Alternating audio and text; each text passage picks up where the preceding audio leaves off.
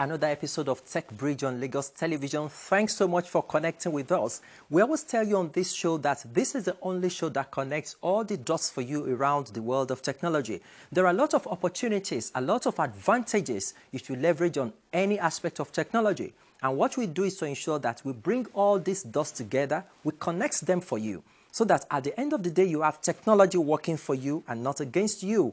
Welcome once again. I am Seyi Funmi Olatide, and this is Techbridge on Lagos Television. I've also mentioned severally that there are lots of opportunities that you can have, and really, there is no aspect of our lives that technology cannot touch. We only need to broaden our horizon and have an open mind. And today, technology is touching business, it's touching money, it's touching our pockets, it's touching our investment. And that is our focus today. Of course, there is a kind of issue around this. I'm talking about digital money, smart money, virtual money. And of course, what the Apex Bank of Nigeria is talking about, that same issue.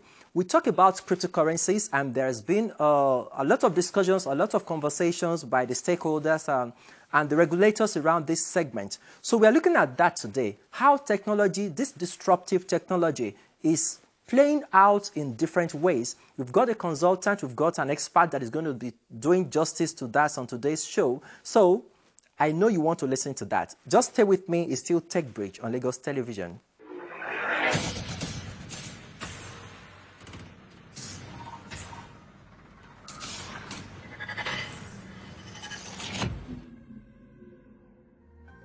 So thanks for staying with us on Techbridge on Lagos Television. Before that quick break, I explained to you that technology cuts across every aspect of our lives, every sector. So we're talking digital money, we're talking virtual money, and of course, digital, virtual technology is the bedrock of all of this. We're talking cryptocurrencies and the issues around it. And I've got an expert in the house of blockchain and cryptocurrency consultant, that is Senator Ihenyen, is joining us on today's episode of Techbridge. Thanks so much for joining us, Senator. Thank you very much. It's great to be here. So let's pick it from this place. It's also good to just have a background of what cryptocurrencies are. And really, if you ask me, most people have different opinions about it. So you as a consultant are a specialized person in this area. How do we understand cryptocurrency? What brought up cryptocurrency and how does it work? All right, you see, when it comes to cryptocurrencies, it's important for one to understand how they came about in the first place, why cryptocurrencies in the first place. Now, we are in a digital economy, and in a digital economy, we say that data drives the economy.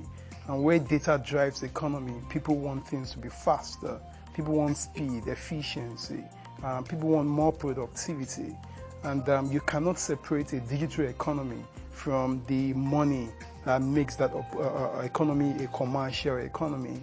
And this is the idea behind the need to have an internet kind of money, such money that is fast, that has speed, that has efficiency, that holds the economy as well, so that there will be no issues with cross-border payments and all of that. People want to do things efficiently. So we talk about smart economy, smartphone, smart car, smart TV, remotes. Why are we not talking about smart money? So the idea of cryptocurrencies is having smart money for the new digital global economy.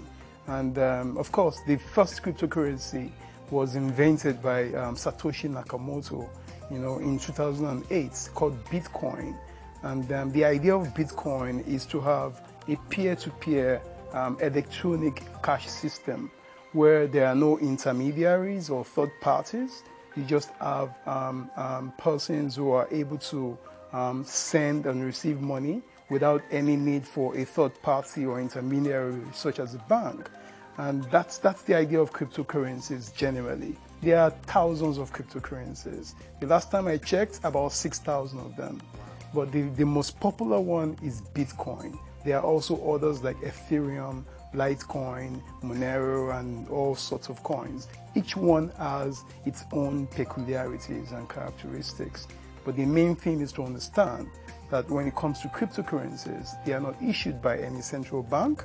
They are not issued by any reserve bank anywhere in the world. They are currencies that have been created using what is called cryptography. cryptography is an information security term. It is used to encrypt or protect information or data so that they will not be compromised. So the word crypto from cryptography, and currency from money, currency. So when you combine both, you have cryptocurrencies. All right. So if we talk about that, we understand that one of the issues that the CBN has with the cryptocurrency recently, particularly with the recent release they had, was the fact that cryptocurrency is a very good way of committing fraud and money laundering and other issues around it. So how true is this? Well, thank you. That's a very, very good question. Now, to put it in proper perspective, we acknowledge CBN's role as the regulatory body that is in charge of ensuring a sound financial system in a country. And of course, no one can separate a sound financial system from the need to have currencies that are running based on the regulations in the country. Now, having said that, the allegation that cryptocurrencies are used for fraud or money laundering, that's a tenable allegation. Sure, there are persons who use cryptocurrencies to perpetrate all sorts of fraud, including money laundering. But the news is, or perhaps it's not news, that cryptocurrencies are not the only means by which people launder money. I mean, for centuries, persons have been using fiat money, such as the naira or dollar, to launder money out of the country. And this has been going on for centuries. So do we say, because persons have been using naira or dollar to launder money, should we now shut down those who use such money? Should we shut them out of the banking or financial system? Of course not. That's very ridiculous, right? So why is it different with cryptocurrencies? In every innovation, there are risks and there are opportunities. Of course, the risk around cryptocurrencies is because people believe that they are susceptible to fraud or scam or all of that. The reason is because of their pseudonymous nature, meaning that, if you have a bank account, right, you know the name of the bank, I have your bank account name, I have your number, and perhaps you've already, of course, dropped your address and all of that with your bank. So if anything goes wrong, I can always track and check and all of that, right? Now with cryptocurrencies, they don't work that way because usually you have this public address, wallet address, like Bitcoin address, for instance, alphanumeric, as in you can't remember it. You don't know what it is. Yeah, it's just a combination of alphabets and numbers. And you don't know who has it. You send money in there, you don't know if you're sending it to Senator or to Shegun or anyone. So that has brought up a lot of questions about how do we then know who is doing what? Won't people be able to use cryptocurrencies to hide their illegal transactions or illicit transactions if we allow this go on? Well, the news is this. Cryptocurrencies are not they could be used for fraud, but there's a way that you can monitor those transactions. It is not true that cryptocurrencies are not trackable or traceable. For instance, Bitcoin is a public chain blockchain, meaning that you can actually track those transactions. I'll tell you what, I was reading the Chain Analysis 2021 report, which was just released in February this month. And guess what? It says that only 0.34% of cryptocurrency transactions in the whole of 2020, all right, are illegal transactions. It's not up to 1%. Other transactions are legitimate transactions. Now, compare that to the fiat system. Can the fiat system match that kind of reputation? So the question is, we shouldn't focus on the risk and throw away the baby with the bathwater. There's a lot of advantages that cryptocurrencies, provide. It provides speed, it provides transparency, traceability, it provides security. It's also it's a great edge against inflation as well. So these are some of the things we should be looking at. And to tell you this, do you know that in the last few years, especially in 2020, compared to 2019, the rates of cryptocurrency related crimes fell big time. The rate is falling big time. What we should do is to understand the entire technology, understand how it works, and be able to focus on, bring about some regulatory approaches that will ensure that we check those risks and maximize the opportunity. Okay, so we can safely say that cryptocurrency is a form of way of pushing cashless policy by the Central Bank of Nigeria? Oh, that's a very good question now. We did some studies, right, as consultants. We've done some studies in that area about the cashless policy of the central bank, the need to drive a digital economy. You know, the federal government has said a lot about the need for Nigeria to become a digital economy. I mean, the National Information Technology Development Agency, NITSDA, has also come up to say they are supporting the Federal Ministry of Communications and Digital Economy on digitizing Nigeria.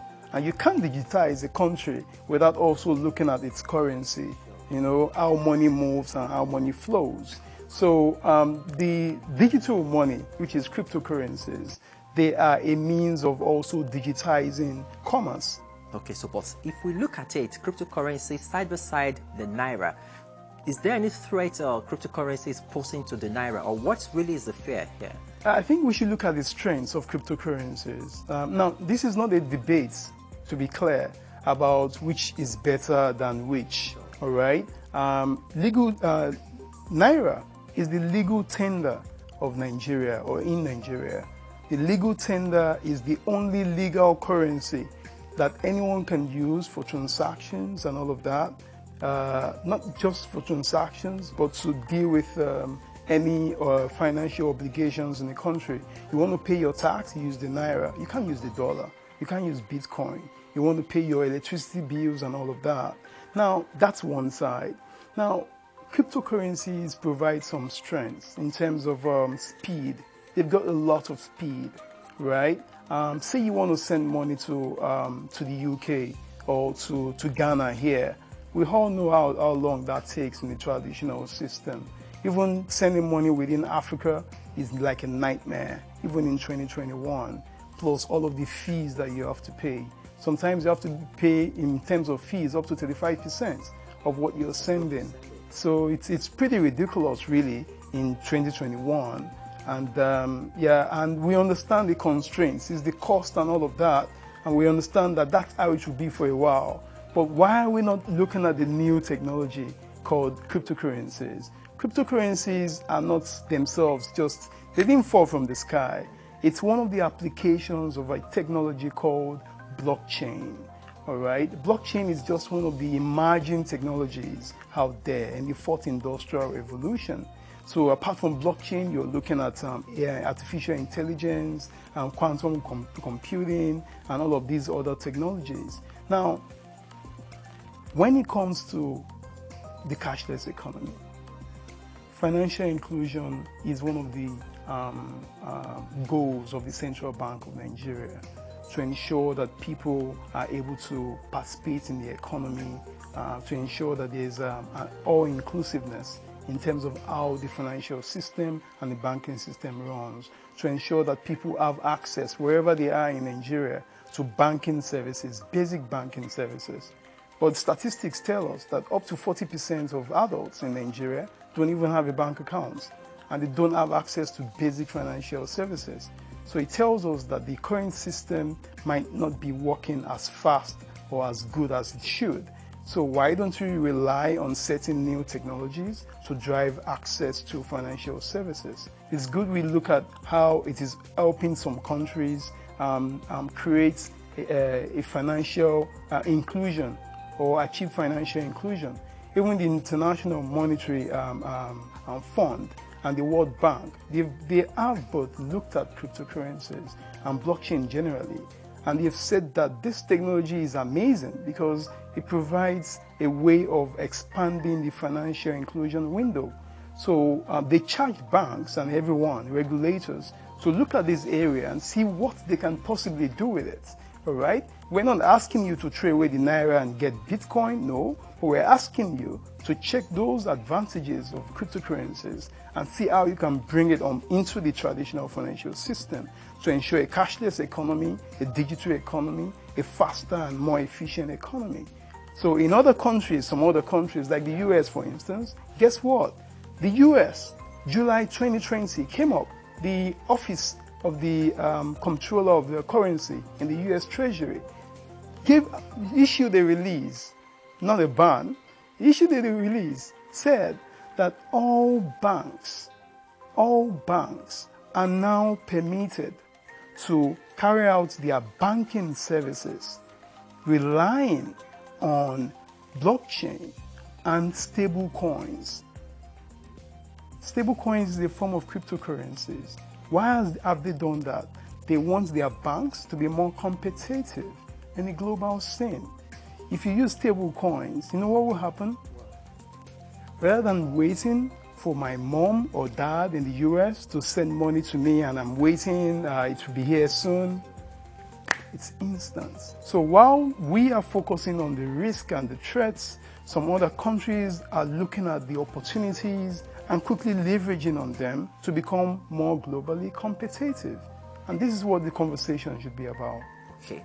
All right. So, but I won't let you go without asking this very last one. And it's talking about the fact that in the midst of all these concerns by the Apex Bank, talking about the fact that cryptocurrency is regulated by unknown people, and of course, the issue of the fact that you can't really trace it. And do you see a way this sector can be regulated to tap into the advantages and say opportunities in this?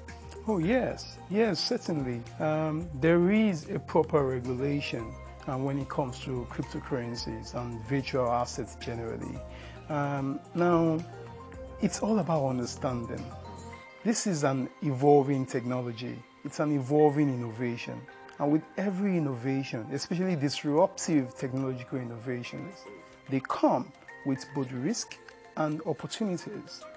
Now, the idea is to focus on both and be able to check the risk and then leverage on opportunities. Now, this is how it should work. First of all, when it comes to the risk and opportunity, risk and threats, it's all about money laundering, means of financing terrorism. There is also investment scams like Ponzi schemes and all that. How to check that? It's not too hard. What we need is a nuanced, risk-based approach in terms of introducing anti-money laundering and know your customer policies. We need to also introduce CFT policies, that's countering financing of terrorism using cryptocurrencies. How do you do that? Let's go back to 2017, January 2017 precisely, when the central bank, in its wisdom as Nigeria's Reserve Bank, issued a letter, a warning actually, to all banks and financial institutions in the country, saying cryptocurrencies are susceptible to fraud, they are volatile, they are not legal tender, stay clear of it. But the CBN didn't stop there. There was a lot of wisdom. The CBN realized that this was an evolving technology and it might not be so good or beneficial to Nigeria if we completely shut it down. So they came up with an exception. They said banks and other financial institutions can go ahead to still provide banking and financial services to persons or entities involved in crypto trading or crypto exchange services, as long as there is compliance with AML, anti-money laundering, and KYC policies. That was it. That was the position of the central bank in January 2017. Nigeria was still like zero globally. Nigeria wasn't nowhere there. It was just coming up. Now, after 3 years, exactly 3 years later, the same central bank comes into the ring and says, shut it down. Now, the question is, what has happened between the last, between January 2017 and January 2021? So the thing is this, the same approach that the SiBAN adopted 3 years ago is the same approach that we as industry stakeholders think that the SiBAN needs to build on rather than abandon totally. So it needs to look at that approach again.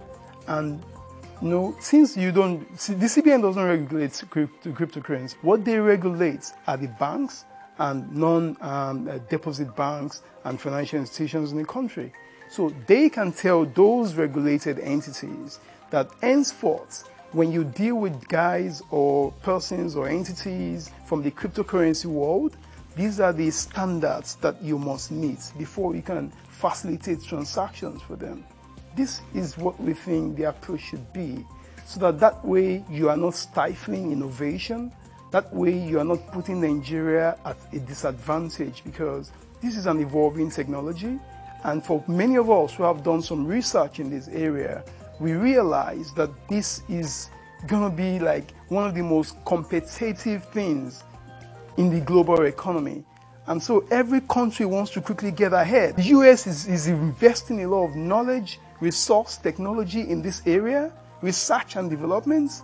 China has been, since China banned cryptocurrencies, in 2017, they have invested millions of dollars of yuan in this, in trying to understand how it works and how China could leverage it. So it's not just about stop it, don't do it again, it's not good, leave it out.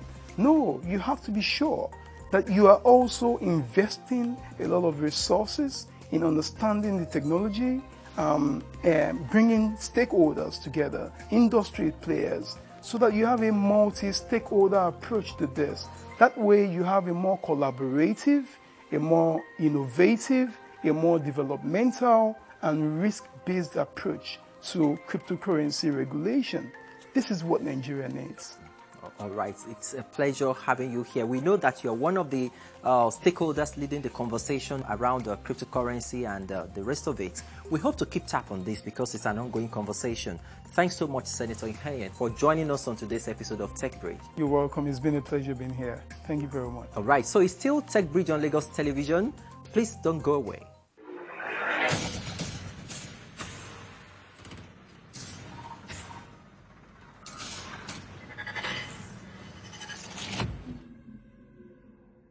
That was Senator Ihenyen talking about how these issues affect every one of us and how the central bank can play its role well. And of course, the objectivity there is the fact that technology is playing a big role in this sector, talking about smart money, digital money, and the conversation is not going to stop just here. We hope to bring you a lot of that, a lot of details around that as issues unfold. But till then, I want to encourage everyone that when it comes to new technology, there is every opportunity we can tap into it. So we should only keep an open mind, like I said earlier, keep an open mind and broaden our horizon on how to leverage on that new technology to our advantage. So that's the show today. Many thanks for connecting with us. Remember that you can connect with Techbridge on Facebook. That is Techbridge LTV. And of course on YouTube, it's Techbridge LTV as well. Do remember to subscribe to our YouTube channel so that you can have a prompt of this episode as we upload and all other previous episodes. You're also free to download them as well. So till some other time, I do say that keep innovating, keep achieving more, and keep leveraging on technology. I am Seyi Fumiola today. Bye for now.